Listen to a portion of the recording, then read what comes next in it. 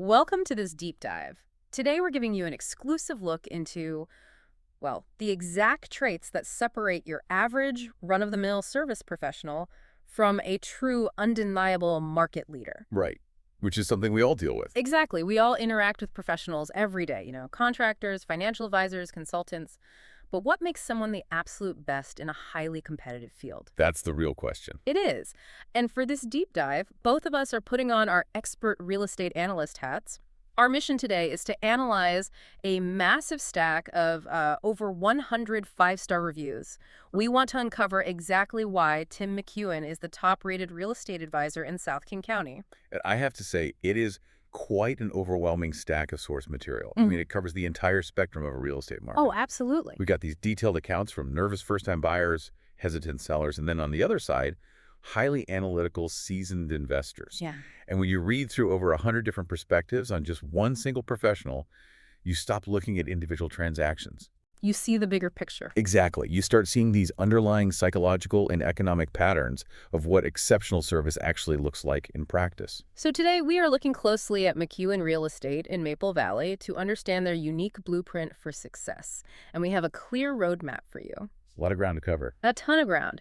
We're going to explore his hyperlocal expertise, his role as a fierce advocate for his clients, this incredibly counterintuitive, no-pressure methodology he uses, the hard data behind his sales results, and finally, those decade-plus client relationships that just completely defy industry norms. Because real estate is an industry traditionally known for being highly transactional. Right. Buy, sell, next. Yeah, the standard model is you buy, you sell, and you move on to the next lead. But the data in these reviews paints a completely different picture of how to operate a sustainable, high-trust business. Okay, let's unpack this. We have to start with the initial search process, because anyone who has ever bought a house knows that the preliminary hunt can be an agonizing, stressful experience. It's the worst part for a lot of people. It really is. It's arguably the biggest financial decision of your life. And the industry standard usually involves an agent subtly or, not so subtly trying to get you to close on a property as quickly as possible so they can get paid. Right, time is money. But looking at these sources, Tim operates on a completely different timeline. Look at the data from this reviewer, Ed N. He explicitly states that he worked with Tim on and off for about 4 years, just to determine when the right time was to buy a house. 4 years. 4 years. And then you have Tram B, whose search took 7 months of almost weekly house hunting.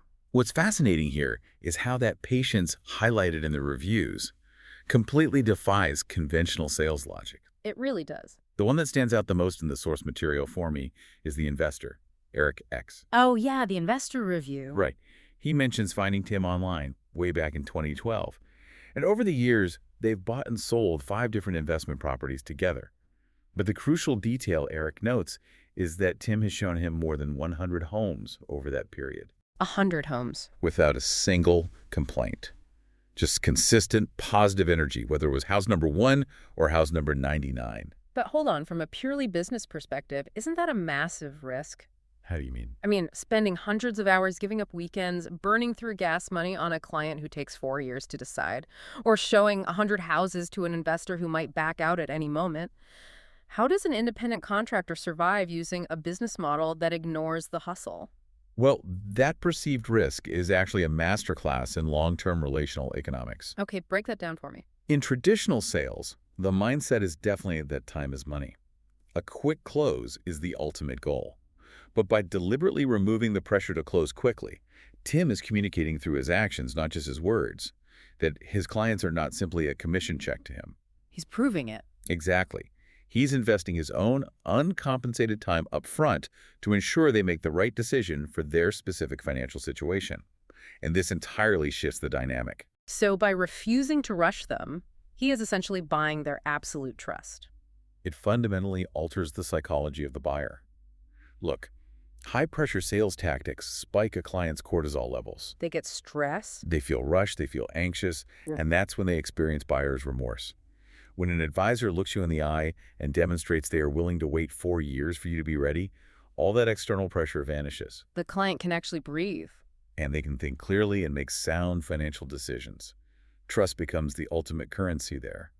And that trust pays dividends far beyond a single rushed transaction. I want you listening right now to think about your own high-stakes purchases.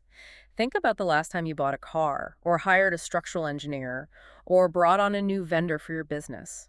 How much more confident would you feel with a partner who prioritizes your timeline over their quarterly revenue goals? It makes a massive difference. Huge. So he's built all this trust during a 7-month or 4-year search. But what happens when they actually walk through the front door of a potential home? Because finding the house is only half the battle. Getting to the closing table without a disaster is where things usually fall apart. Definitely. And the sources repeatedly use one specific, heavily loaded word to describe his role during those physical tours and the subsequent transaction. Which is? Advocate. Reviewer Darren H. explicitly calls Tim his advocate, noting that Tim made sure he, quote, didn't get in over his head. And we see that advocacy show up in very practical ways, too.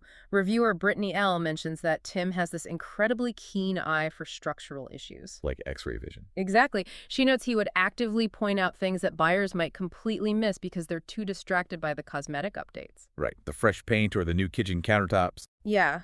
She says he would point out if the roof might need replacing soon, or if there were subtle signs of possible water damage. But, and here's my question, why would an agent point out a structural flaw that might make the buyer walk away from a sale today? Right, resetting the clock. Isn't that just force him to show them another 20 houses? See, that is the crucial difference between a facilitator and an advocate. Okay. A facilitator is just someone who unlocks the front door, hands you a glossy marketing flyer, and asks how you feel about the natural light in the living room. They're basically a tour guide. Exactly. But an advocate acts as a shield. They are actively protecting their client from making a catastrophic investment. Pointing out potential water damage could literally save a buyer tens of thousands of dollars in hidden repairs down the road. Even if it costs him the immediate sale. Precisely. The advocate prioritizes the client's long-term financial safety over their own short-term payday.